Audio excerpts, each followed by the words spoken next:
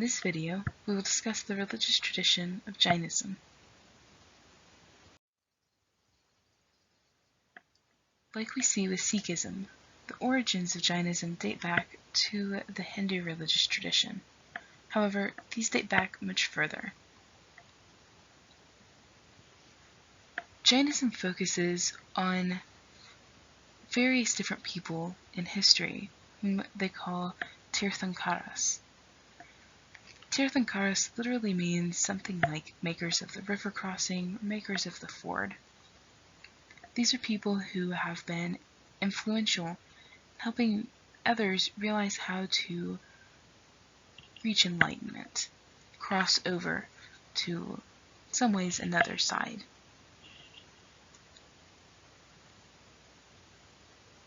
These people are, along with others who have reached enlightenment, called Jainas, or conquerors, which is where we get the name Jainism from.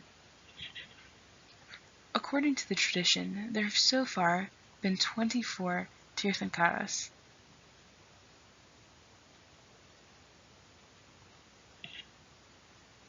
In the 8th century BCE, we see the 23rd Tirthankara, who is named Parshva.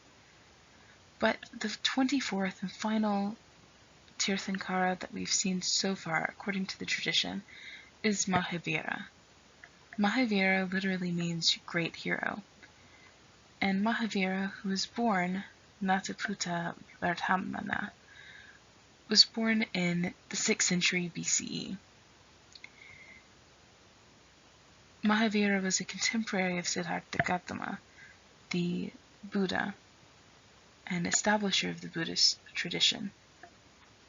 Mahavira was part of the Kshatriya class of Hinduism, so the upper noble class, and was highly focused on ascetic behaviors, separating oneself from society to focus on reflection and meditation. Jainism does not have a large amount of sacred scriptures like we see in other traditions.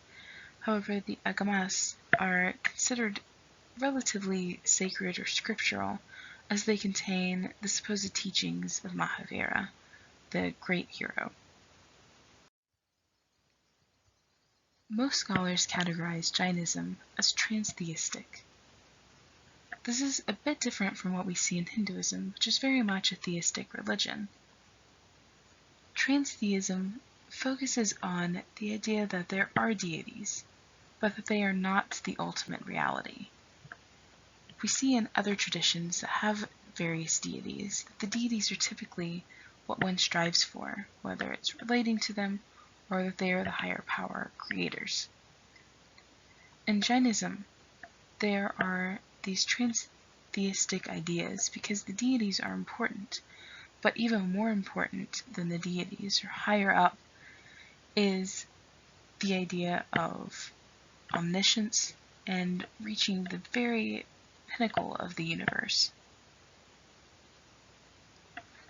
Perhaps at the core of Jainism as the major idea is the idea of ahimsa.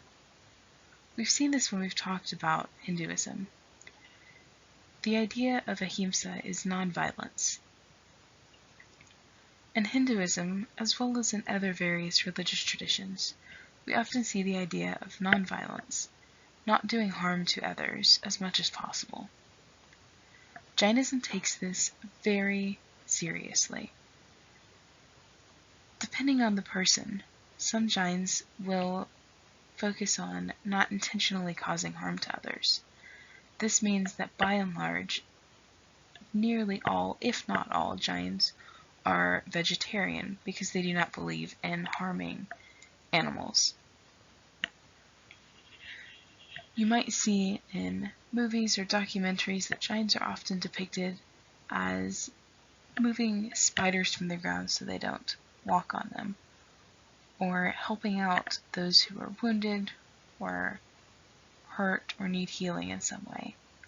The idea of ahimsa is very important. It takes a variety of different roles depending on the person. We see some people are focused on not intentionally causing harm, while others are focused on not causing any harm at all. In some cases, this can lead to the point of fasting excessively because they believe that consuming food is not necessary to keep them going because it would harm other people or other animals or even plant life. One of the other core beliefs of Jainism is the idea of anakatavada. This idea is the idea of non-absolutism. And what this means is that Jains are typically interested in religious pluralism, that there are a variety of different religions and religious beliefs and ways to do things, and that they're open to discuss these ideas. There's not an absolute. Not one religious tradition works for every person. Finally is the idea of aparigraha, which is the idea of non-possessiveness.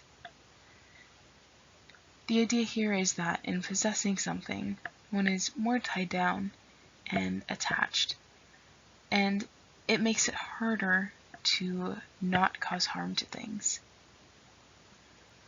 These three core beliefs of Jainism lead many or most Jains to be ascetic.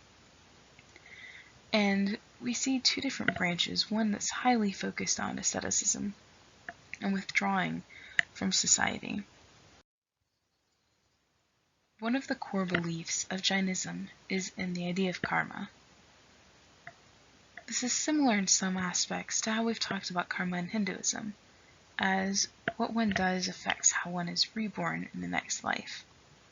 In Jainism, however, this takes an even more important role because this karmic matter or energy that one builds up in their lives will attach itself to that person's soul as they are reborn into the world. Therefore, to strip away the karma takes a lot of good deeds and non-violence. Like we see in Hinduism, Buddhism, as well as Sikhism, there's a focus on samsara, or the cycle of birth and rebirth. In Hinduism, Buddhism, we see the idea that moksha is the eventual release from samsara. This is the time when the body and the soul are separated from each other in enlightenment. However, in Jainism, there's another step in between these, which is called Kevala. Kevala literally means omniscience. To achieve moksha, one must first recognize and achieve the state of omniscience, or Kevala. In doing this, they're still part of their bodies and here on earth, but when they die are eventually enlightened and can achieve moksha and the release from the cycle of birth and rebirth.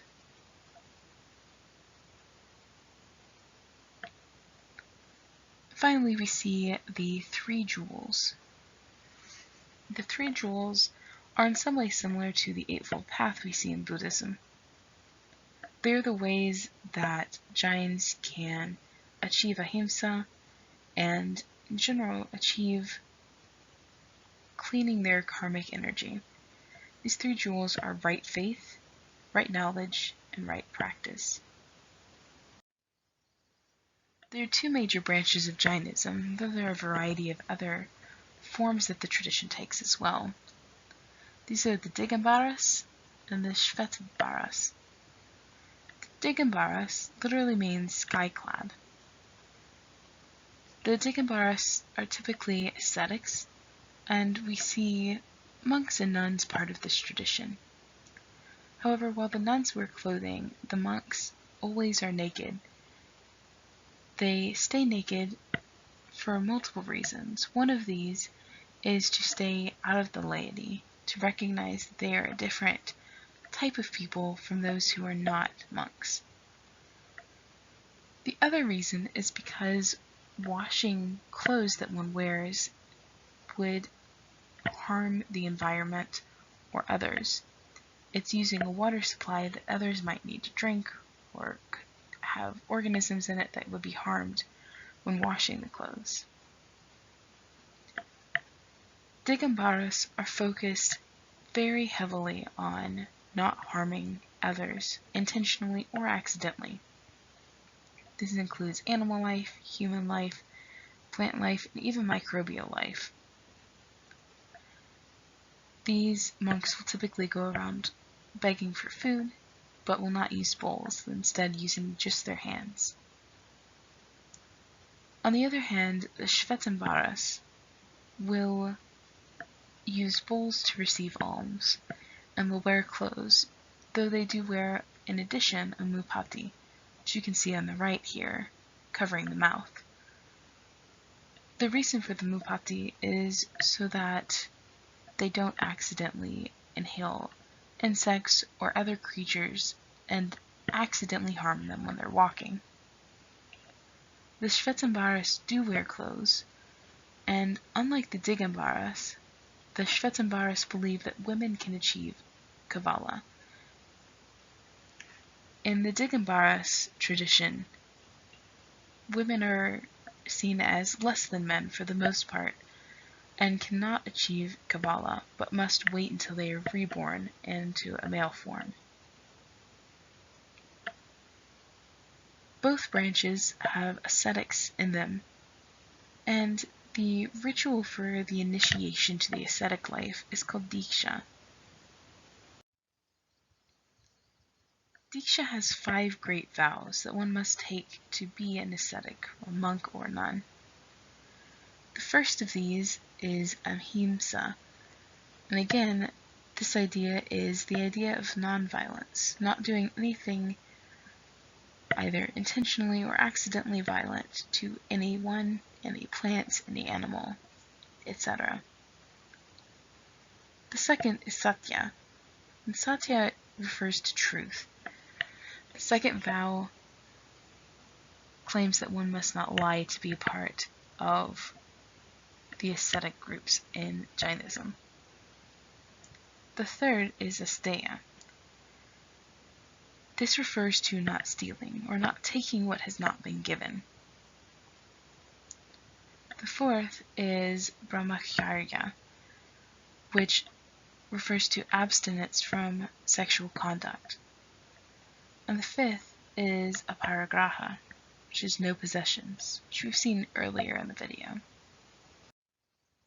Now that we have reached the end of this video, you should be able to explain the origins of Jainism, identify and describe the main beliefs and rituals of most Jains, and describe the main branches of Jainism and distinguish among them.